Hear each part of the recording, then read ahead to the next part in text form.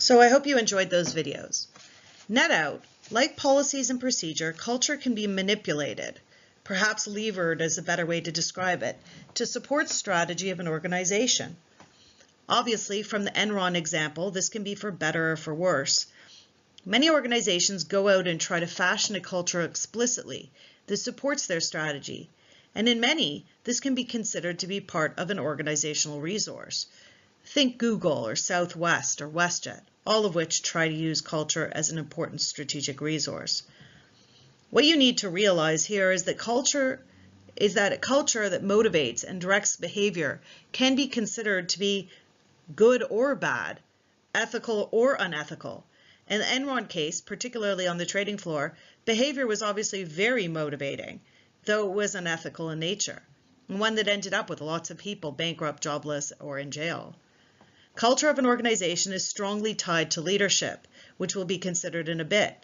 If we see videos of Steve Jobs or Herb Keller or Howard Schultz, they clearly embody certain values, and in some cases, for instance, as you might have seen in the Southwest Shuffle, introduce rituals into the organization. These represent cultural elements. While culture is hard to describe, see, or get buy-in for, it really does shape and guide organizational behaviors, attitudes, and norms. It can get people behind the organization, or it can alienate people. It clarifies what behaviors are acceptable or unacceptable, that will be rewarded or punished. And in many cases, it can actually create a force that allows the organization to police itself. Organizational structure is the second O in our acronym. Structure is a key element of organizational design. Structure, as we discussed in week 2, refers to the organization and linkage of parts of an organization together, in this case roles, to achieve some sort of a purpose. As we described this would be an organizational outcome. Of course, we populate the roles with people, and we link the roles together to create teams and departments and divisions and organizations, each of which have their own objectives at micro and macro levels. The ultimate intention is that they should align with and carry out those larger organizational goals and help achieve those larger organizational outcomes. We see lateral linkages and hierarchical linkage. We see formal and informal relationships. Organizational structure also has the purpose of distributing authority, responsibility, accountability, communication, and ultimately information. In other words, organizational structure will delineate who should talk to who and manage who should be close proximity and who should be in less close proximity. An organizational chart is the representation of organizational structure, but it misses a lot of the detail. It's two-dimensional and only includes those internal reporting relationships. It's quite customary for organizations to also have relationships in some capacity with external partners. It doesn't capture the informality of engagement that might exist within an organization and the types of relationships that might exist within an organization. However, this is what we have, and often we've seen these as representations of the organizational relationships within the organizations we work for.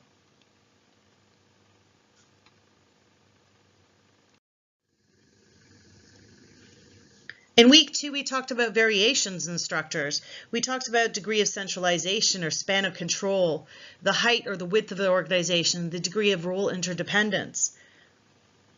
Organizational structure and design, like leadership, can be an entire course, and we're barely even scratching the surface here. However, we might describe variations in structure across organizations using this language, as we had discussed in week 1. So degree of centralization versus decentralization refers to the centrality of decision-making processes within the organization, or perhaps more accurately, the degree of distribution of decision-making. Is there a leader who's a de facto decision-maker for the whole organization? Are managers the decision-making? Or is input and decision-making distributed throughout the organization, i.e. decentralized? Obviously, there are pros and cons to each form of decision-making. Centralization, at least theoretically, leads to a level of consistency in decision-making because it's really within the power of very few to do it. It also allows for more control over decision-making processes. You know who's responsible for decisions, and you don't have to go figure out who made what decision across an organization.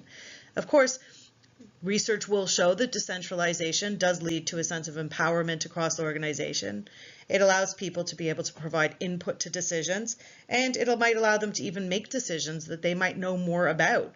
Of course, this can lead to inconsistency, it can lead to duplication and conflicts in decision making, and it could lead to a lack of control over the decisions of the organization. Span of control refers to the number of people each person or each manager manages. A wider span of control would mean that managers manage more people. Of course, this can create less control over the process. It could also lead to fewer organizational layers, which theoretically at least allows information to flow a lot more easily. A narrower span of control means management will be responsible for fewer people. And this can create more face time and more control over the process. It could also lead to micromanagement of those few people. It can also contribute to a taller organization with more layers. The tallness or height or width of the organization refers to the number of layers within an organization. More layers can lead to delays in decision making as information decisions flow through those layers of the organization. This is one of the characteristics of bureaucracy, which we would say is an extreme sort of case of a high organization.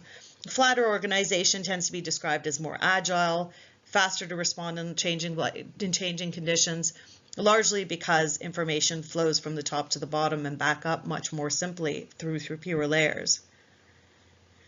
The degree of role interdependence refers to the idea that rather than having people who are superior to each other or inferior to each other, you think of them as structurally independent.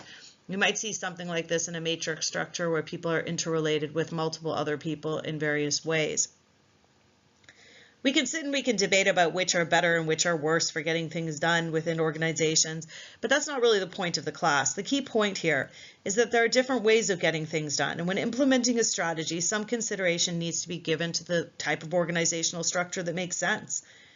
You might want to redefine who speaks to whom, or who leads whom, or how, or who needs to interact, which departments need to be close together and which can be siloed off from each other. We recognize the purpose of structures to facilitate achievement of organizational outcomes. The structure should support the strategy. In other words, structure should recognize how information needs to flow within the organization.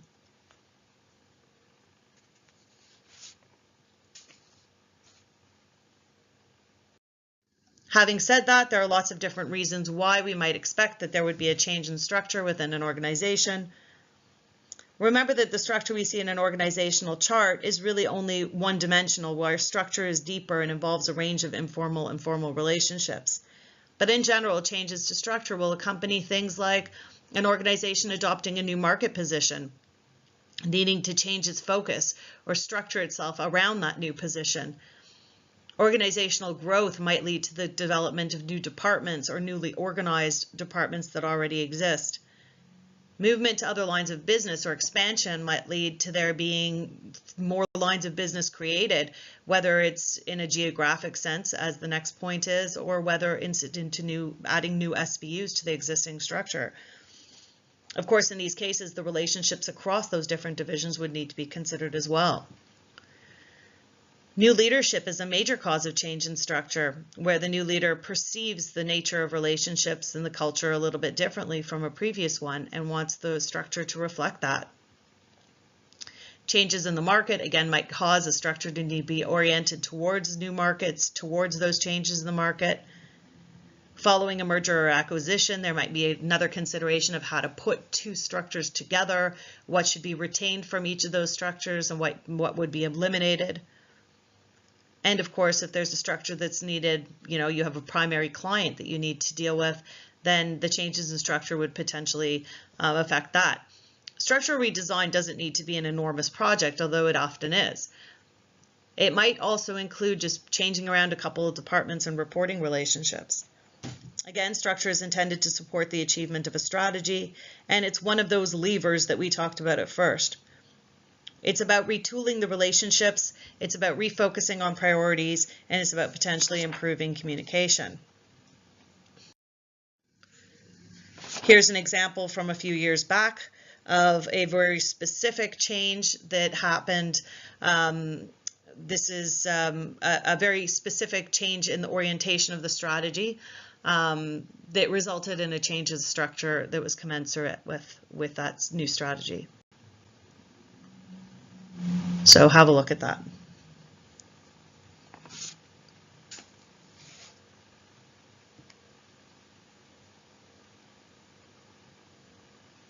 So now I have a couple more examples in the following videos that I encourage you to look at before moving on.